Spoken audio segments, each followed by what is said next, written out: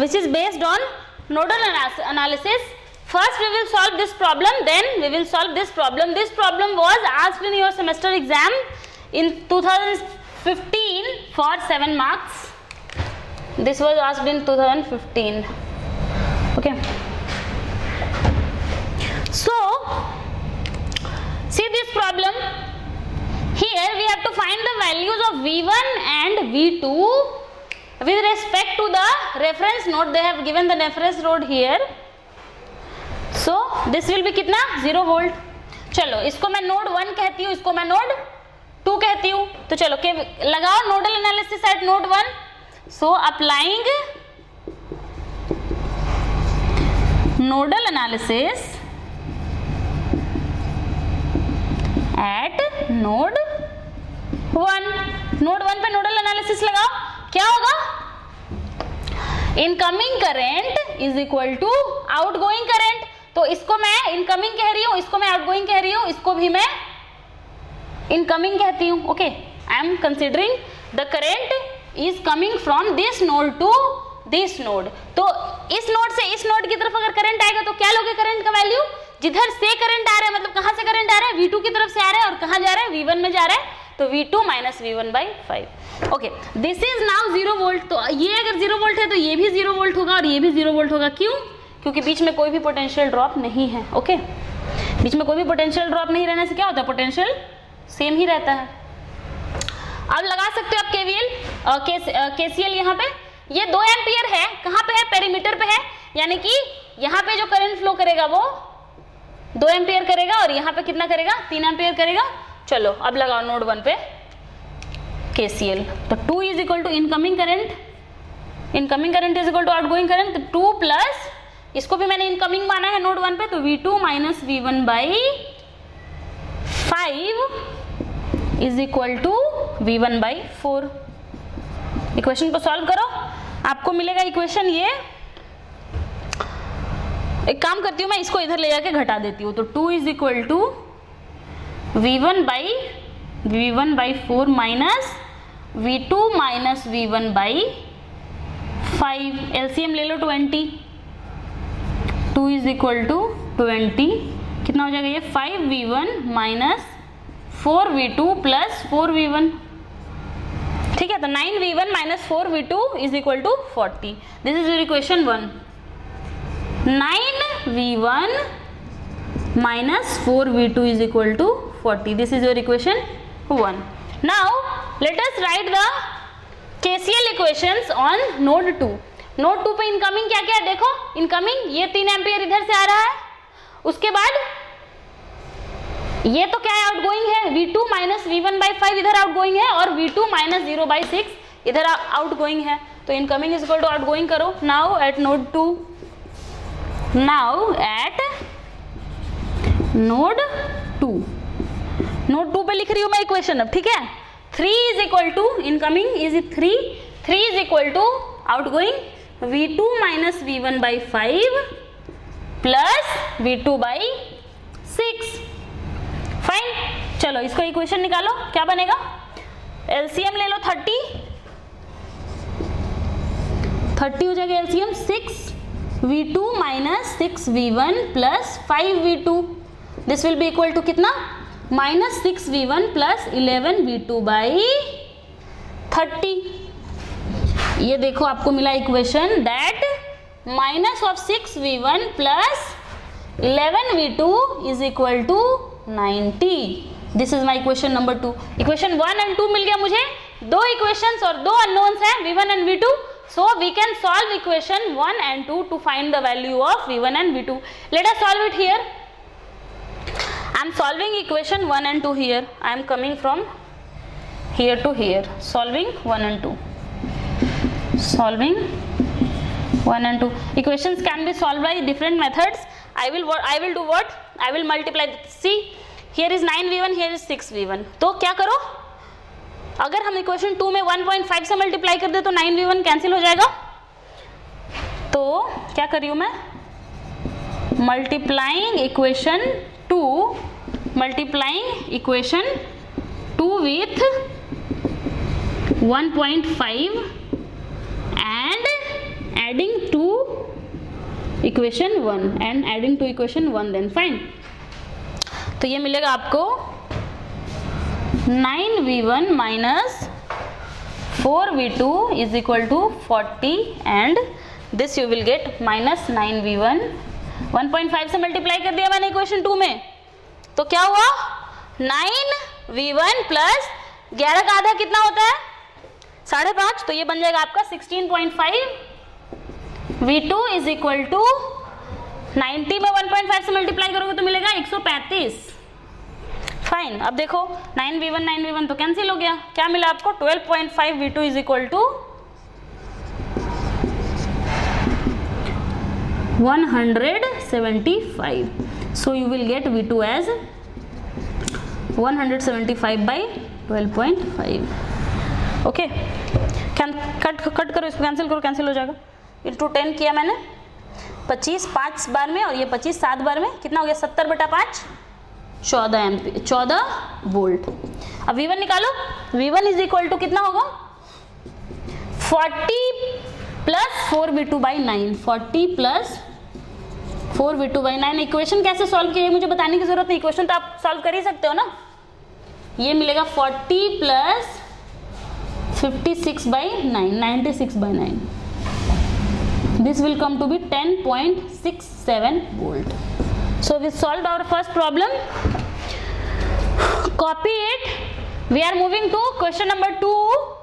I am removing this part first so that I can solve the problem there only with the question only. I hope you have copied. If नहीं किया है copy अभी तक तो pause करो, copy करो. अब मैं इरेज कर रही हूँ.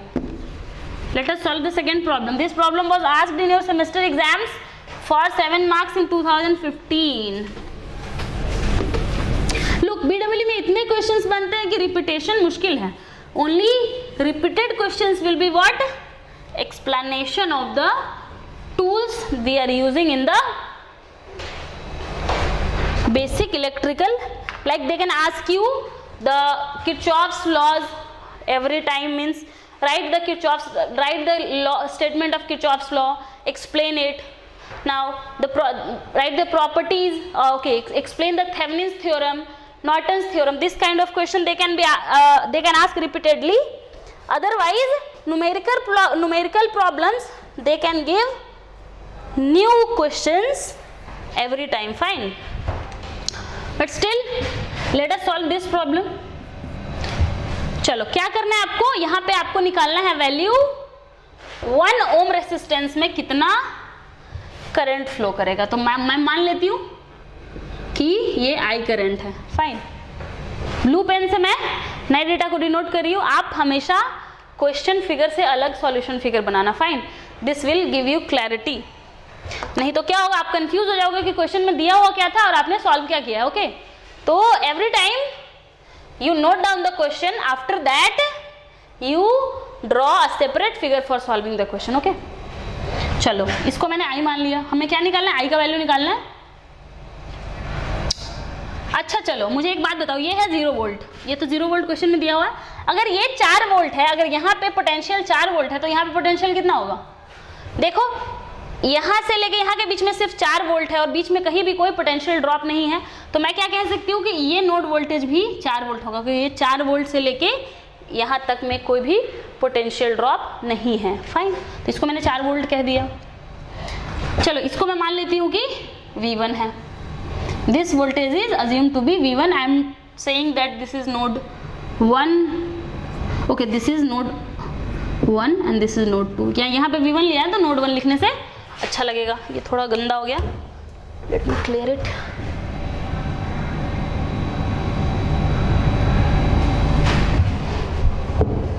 This is node 2. चलो नोड 2 पे पहले हम लोग KCL लगाते हैं. अप्लाइंग नोडल और अब से applying KCL, applying nodal analysis on node 2.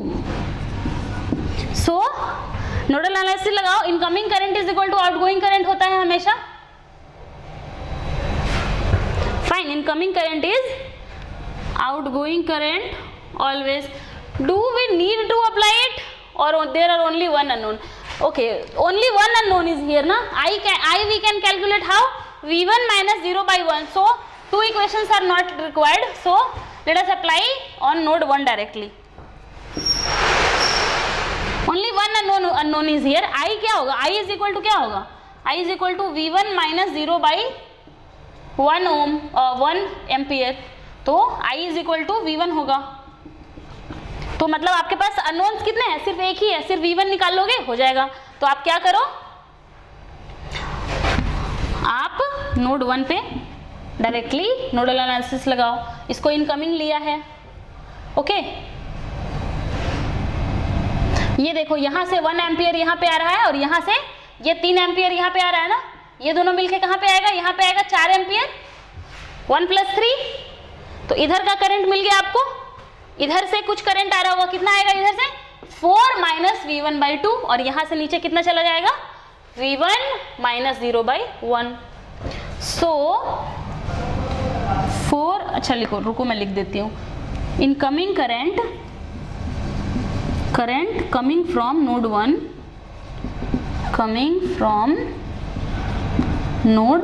1 plus coming from node 2 coming from node 2 is equal to outgoing from node 1. Okay, node 1 से करंट आ नहीं रहा ना. इसको मैं node 1 2 okay node 1, this is node 2 ना. तो नोड 2, ये नोड 3 कहती हूँ मैं इसको. तो from node 3 plus node 2 is equal to outgoing from node 1. From node 1 लिखो equations. Current coming from node 3 कितना होगा? 4 एम्पियर. तो 4 plus 4 minus V1 by 2. Very simple problem. This is very third class problem. It is okay. They are asking in the exam for 7 marks. So questions are very unpredictable. You know, sometimes they will ask a very good question for 7 marks. Sometimes they'll ask like this question for 7 marks. Okay. Do not get afraid. This will be equal to कितना? Outgoing is minus 0 by 1. V1 का value निकाल लो आराम से. क्या होगा? 6 is equal to 1.5 V1. So you get V1 as 4 volt. I क्या होगा? I is equal to 4 minus, और फिर लिखो V1 minus 0 by 1. V1 minus 0 by 1. So this will be 4 minus 0 by 4 ampere will be the current passing through the 1 ohm resistor. So current flowing through